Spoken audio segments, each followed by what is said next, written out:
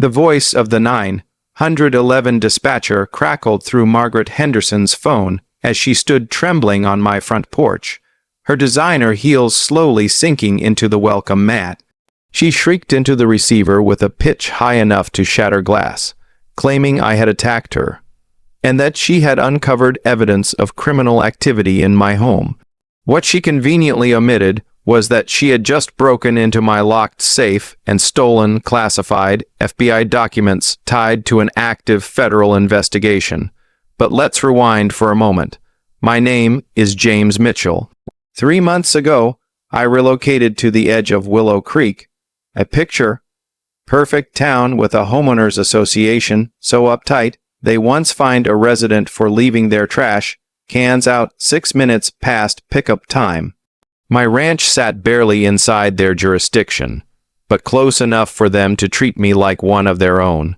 From the start, the locals whispered about the mysterious newcomer who kept strange hours and skipped every community event. Especially Margaret Henderson, though around here, everyone just called her Karen. Karen was the HOA president, a woman who wielded her clipboard like a sword and enforced neighborhood regulations with the fervor of a holy crusader. She stood 5'4", always dressed in crisp khakis and pastel cardigans, her blonde helmet of hair impervious to wind or reason. She had every HOA rule memorized and recited them faster than most people could say the alphabet. Her first visit came just 72 hours after I moved in, clipboard in hand. Fake smile locked in place, she informed me my moving truck had overstayed the HOA allowed time for commercial vehicles by a whopping 6 minutes. When I pointed out that the truck was already gone, she just scribbled a note and said, "I'll be keeping an eye on you." And she did. I noticed her silver SUV creeping past my property at all hours.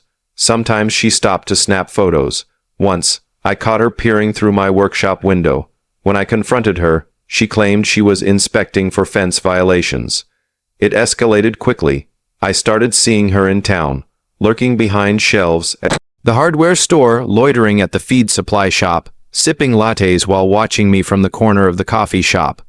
The barista even told me Karen had been asking questions about my purchases and whether I seemed off. I kept up my cover as a quiet rancher, giving her nothing real to latch onto, but Karen was undeterred. If anything, her obsession deepened. The violation notices started piling up. My mailbox was 2 inches too tall. My workshop door wasn't the right earth tone. Tire tracks on my gravel driveway were unauthorized landscaping. Then came the day everything changed. I had driven into the city for a scheduled meeting with my handler, a routine check-in that kept me away for several hours. When I returned, something felt off. My gate, usually locked, was slightly ajar. Fresh footprints led to my workshop, where the door bore marks of forced entry. Inside, my worst fears came true. The hidden panel concealing my safe had been pried open. The high-security safe itself had been cracked.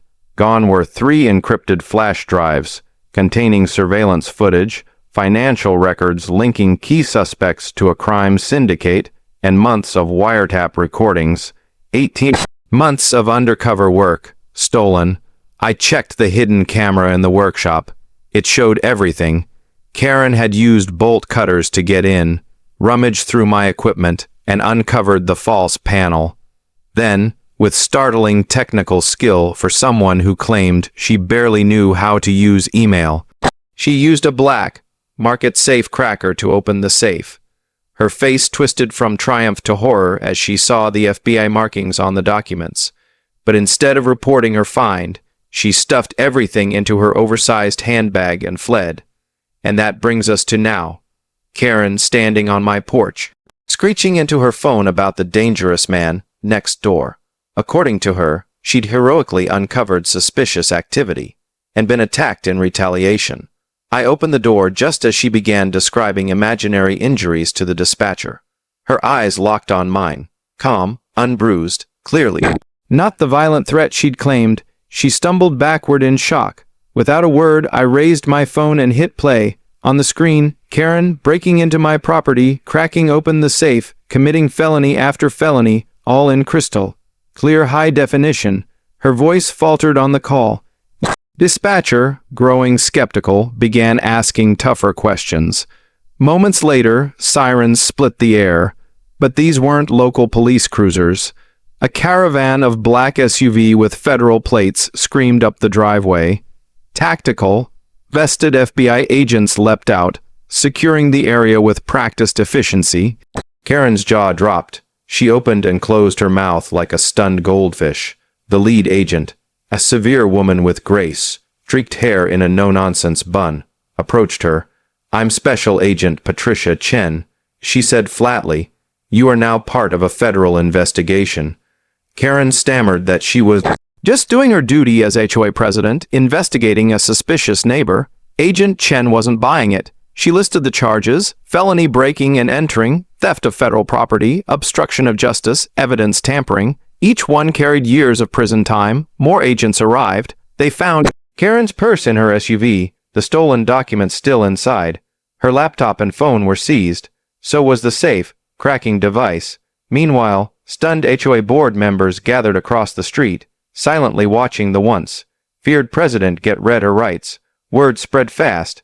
The neighborhood gossip mill kicked into overdrive. The strange rancher turned out to be an undercover FBI asset embedded in the community to monitor a regional crime syndicate. My odd hours weren't sinister. They were standard for someone risking their life to dismantle a powerful criminal network. Karen's meddling had put the entire operation at risk. Within hours, my handler arrived, grim and tight-lipped. The case had to be fast-tracked. Agents scrambled to round up suspects before they could destroy evidence or disappear. It wasn't ideal, but Karen had forced their hand. Karen, meanwhile, sat in a federal holding cell, her pristine appearance wilted, cardigan rumpled, hair disheveled, khakis creased from hours of questioning. Prosecutors wasted no time. They laid out the charges, complete with footage, digital records, and a pattern of harassment that made it impossible to claim she'd acted innocently. The HOA board held an emergency meeting and voted unanimously to remove her as president. No ceremony, no goodbye, just a collective sigh of relief. News outlets pounced. Headlines blared, "HOA president robs FBI." Karen's real estate firm collapsed overnight. Clients vanished. Country club cut ties. Even the Garden Society asked her to resign. Her pristine suburban empire crumbled in days. As the federal case continued, more details emerged. The syndicate had used local businesses to launder drug and weapon money, bribed officials, and violently silenced opposition. My work had been crucial. Karen's break-in had undone months of progress. Some suspects escaped. Others covered their tracks. The plea negotiations dragged out.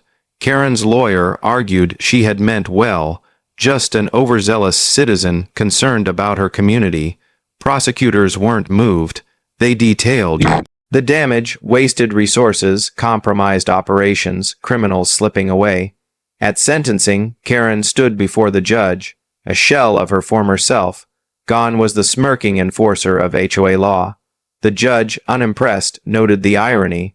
A woman obsessed with rules, now convicted of breaking some of the most serious ones. He sentenced her to 5 years in federal prison, followed by 3 years of supervised release.